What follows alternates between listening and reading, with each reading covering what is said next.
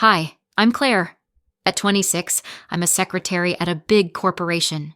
To some, it's just a basic job, but little did they know my position was far more important than they thought. Growing up, my family always had big expectations. They saw the world in a very traditional way: high-status jobs, quick career growth, and glamorous titles. So when I took a secretary job, they didn't take me seriously. But I didn't realize how much it would sting when they started mocking me for my small job. They laughed at me, ridiculed me for settling for less. What they didn't know was that my role wasn't what they assumed, and soon everything would change. Subscribe, like, and tell me where in the world you're listening from.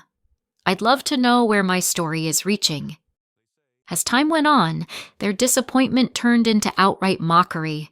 It wasn't loud or dramatic at first, just a raised eyebrow when I mentioned work, a quiet scoff over dinner.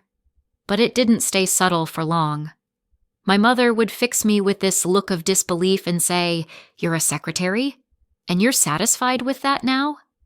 Do you know how many people, even my friends, became directors by 25? I don't know what you're going to do with your life." Then my father would chime in, his voice heavy with judgment. "It's pathetic. Can't you get a job like your cousins? There's nothing remarkable about you." Even my sister, who I'd always hoped might get it, would shake her head and tell me, "Being a secretary is for people without ambition. You need to change. You can't stay in that shadow forever." Those words cut deeper than I could ever admit. Each one felt like a jab, poking at the pride I tried to hold on to. But I didn't argue back. I couldn't.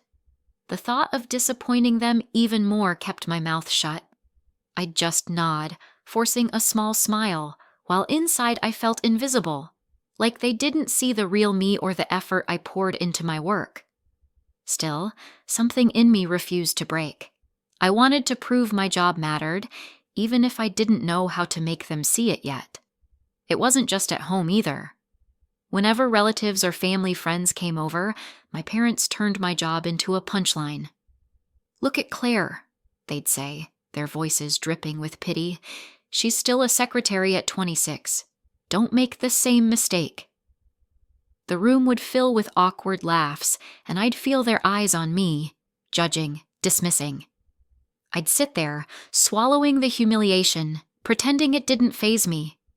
One night, at a family dinner, my aunt asked how work was going.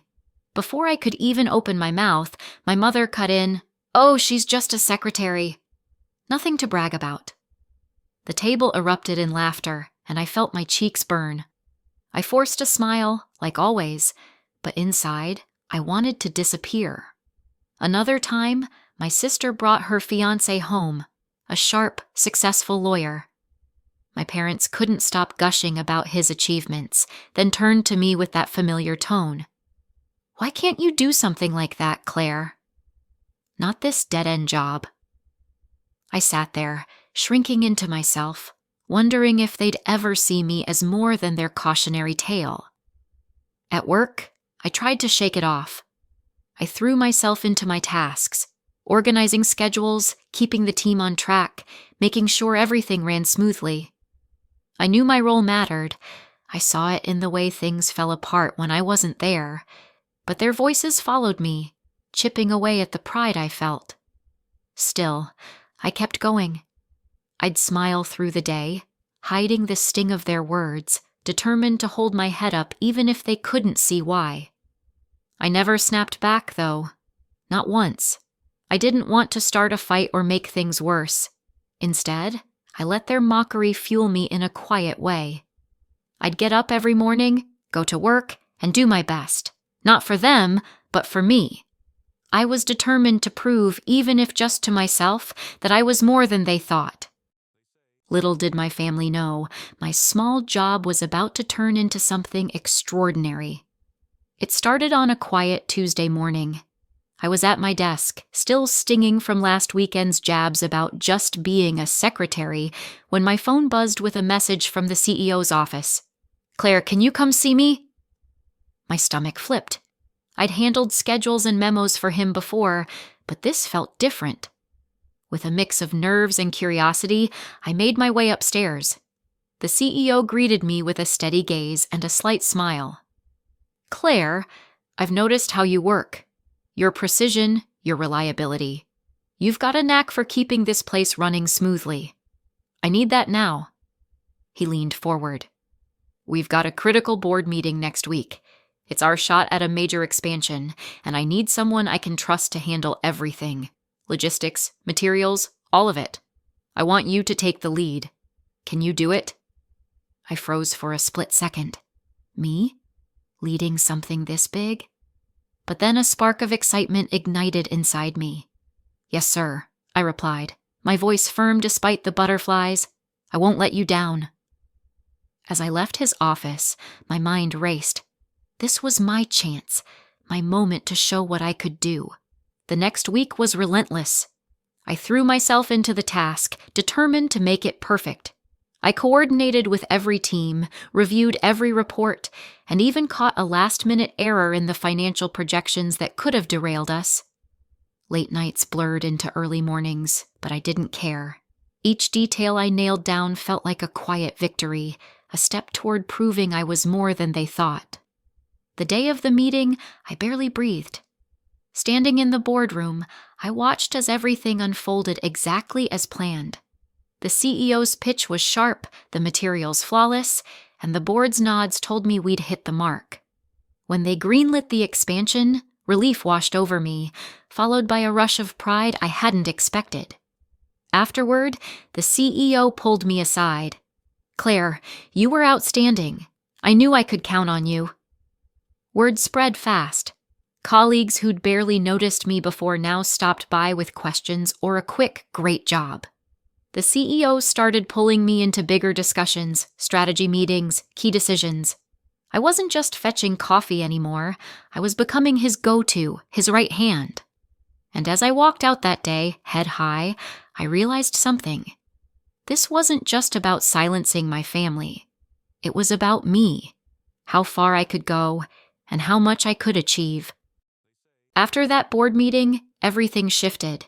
I'd barely caught my breath from presenting those figures when the CEO started pulling me into closed-door strategy sessions. "Claire, I need your take on this," he'd say, leaning back in his chair as if my words were the deciding factor. At first, I hesitated. Me, the one who used to fetch coffee, now advising on million-dollar moves? But I leaned in, trusting the instincts that had carried me this far. A few weeks later, he called me into his office. "Claire, you've got something special," he said, his tone firm but warm. "I'm offering you a new role, executive assistant to the CEO. You'll oversee critical projects and work side by side with me."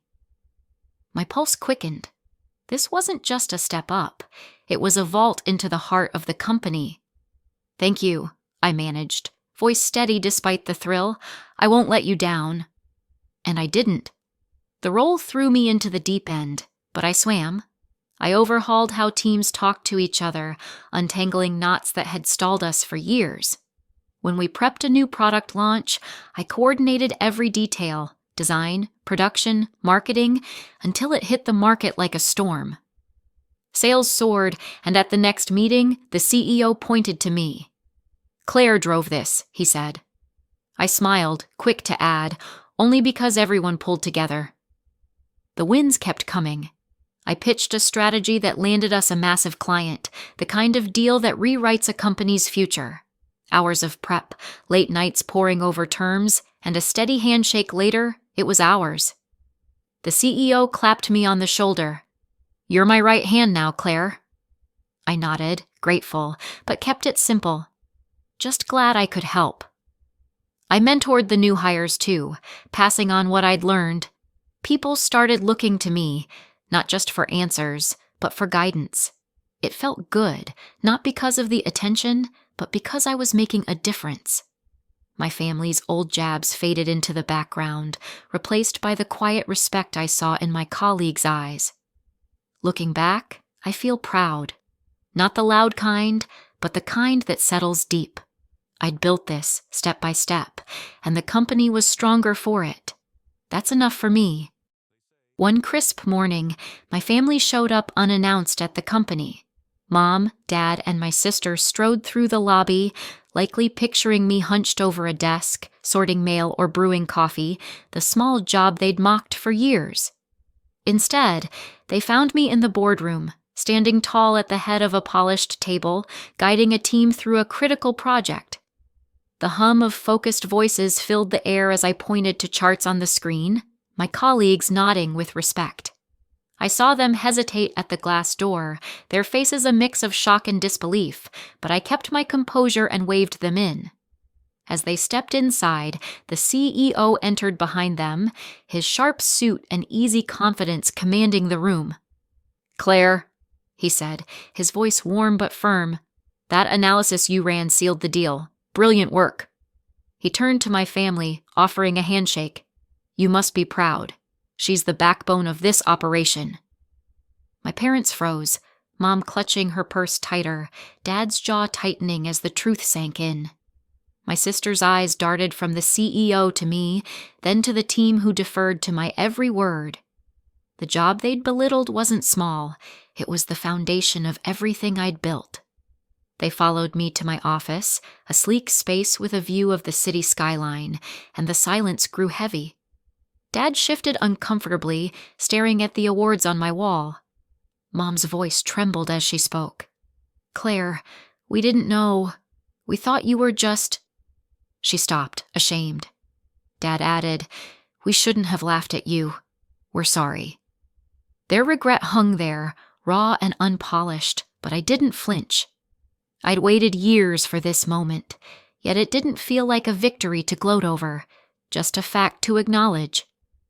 I leaned back in my chair, meeting their gazes with steady calm. "I don't blame you," I said, my tone cool but not cold. "You saw what you wanted to see, but I saw more." They fidgeted, unsure how to respond, and I let the silence stretch before continuing. "Your doubts pushed me harder than you'll ever know." Finally I stood, smoothing my blazer. "Thank you," I said, my voice clear and firm, "for helping me realize I deserve better." They nodded, humbled, and I felt no need to say more. The weight of their old words was gone, replaced by the quiet strength of who I'd become. After my family left, I stood by the window watching the city buzz below. The confrontation had been intense, but it was over. A strange sense of calm washed over me. For so long I'd craved their approval, their understanding, but now I saw it wasn't what I needed. I'd shown them my worth, yes, but the real victory was proving it to myself. I thought back to those early days. Family gatherings were a battlefield of mockery. "Just a secretary," they'd sneer, as if my job defined my limits. Their words had seeped into me, making me question my value. Then came the turning point. The CEO handed me a task that could have broken me. I didn't let it. I poured everything into it, late nights, endless revisions, and it paid off. I became his right hand, trusted and respected, my work a cornerstone of the company. Today, my family's reaction hit me differently. They were stunned, even humbled, but I knew they'd never truly grasp what this journey meant.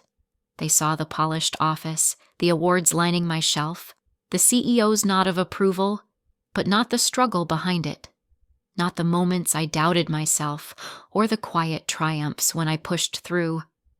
And that was fine. I didn't need their insight. I knew what I'd done, and that was enough. I turned from the window and settled at my desk. There was work waiting, and I was eager for it. I'd come so far, but I wasn't done. I wanted a career that wasn't just successful, but meaningful, one I could shape with my own hands. I pictured mentoring others, guiding them as I'd learned to guide myself, all without the weight of my family's old expectations dragging me back. I opened my laptop and began sketching a plan. New projects loomed ahead, chances to innovate, to lead. Excitement stirred in me, not just for the challenges, but for the growth they promised. I'd carved out my place here, and I was proud of it. As I worked, peace settled deep within me. I wasn't the secretary they'd mocked anymore. I was Claire, leader, confidant, the CEO's right hand. And this wasn't the end. The future stretched out before me, mine to mold, and I was ready to meet it head-on. The months following my family's visit were a whirlwind of opportunity. I'd just wrapped up a major project when the CEO called me into his office again. "Claire, we're expanding into international markets," he said, his voice steady with purpose. "I need someone I can trust to lead our global initiative. It's a massive undertaking, but I believe you're the right person for it." My heart raced. Not with nerves this time, but with quiet confidence. This was the kind of challenge I'd dreamed of. "I'd be honored," I replied, already mapping out the steps in my mind. The global project was unlike anything I'd tackled before.